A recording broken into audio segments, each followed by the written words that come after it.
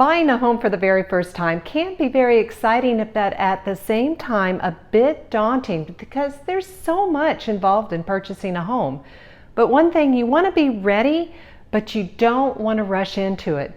So in this video, I'm going to share 5 tips with you that can help you be prepared so you can know what to do when you actually purchase your new home. So let's get started. Number 1, know your debt to income ratio. Well, what is that? Your debt to income ratio is your debt, which is anything you have borrowed, like a credit card or a car payment, student loans. Now you take your debt. Now that is not your full amount that you owe. It is what is the minimum amount of payment that you owe. So for example, if you owe $500 on your Discover card, then the amount of your debt for that month is the minimum amount of payment. Then you take your income. Your income is your monthly income, the gross monthly income, the money before taxes are taken out. Number 2, get a local lender and get pre-approved, not pre-qualified, pre-approved. There is a difference. Pre-qualified basically means that you've told a lender that you make so much money and that you've worked for a place for so long, and they basically take your word for it and they think, yeah, you seem to qualify for a certain amount of money, we'll give you this much money for a mortgage. But pre-approved means that you've actually proven with documentation that you make so much money and you've been working for a place for so long and so forth and so on. And they ask you a lot of other questions as well. So you definitely want to get pre-approved. Another thing that a lender will do is they are going to pull your credit. Now don't worry about this. A lot of times people think if you pull my credit, it's going to ruin my credit.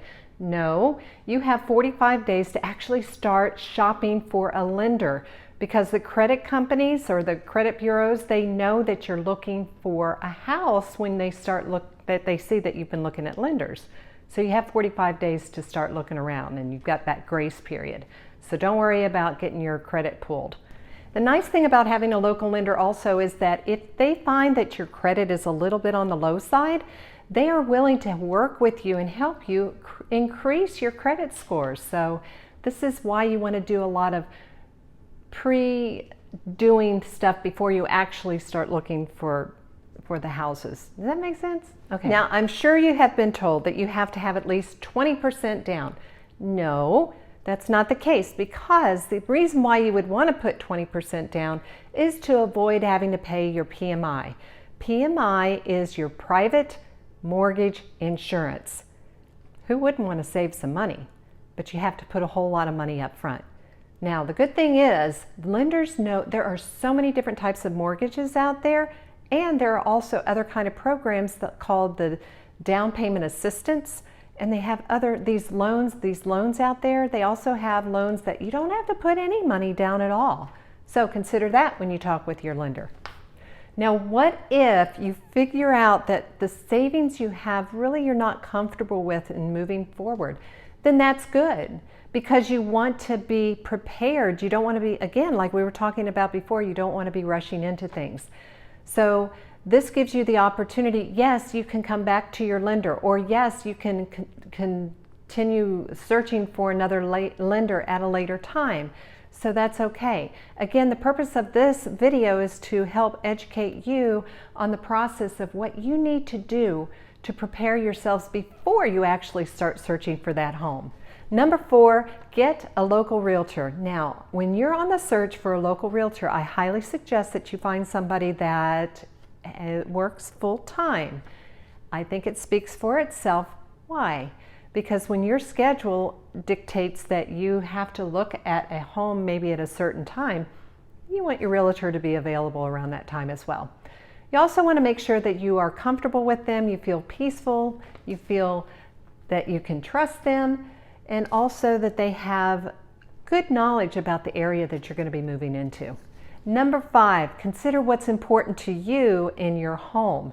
Is the location something that's really important? Do you need to be close to where you're going to be working? Or do you need to be close to maybe the schools or maybe some family? What about the neighborhood? Is that more important to you, or is it the house? Speaking of the house, what do you want in a home? Does it need to be a 3-bedroom, 4-bedroom? Do you want a ranch style home? Would you prefer to have a a new home, like new construction, completely new construction, or do you want a fixer-upper?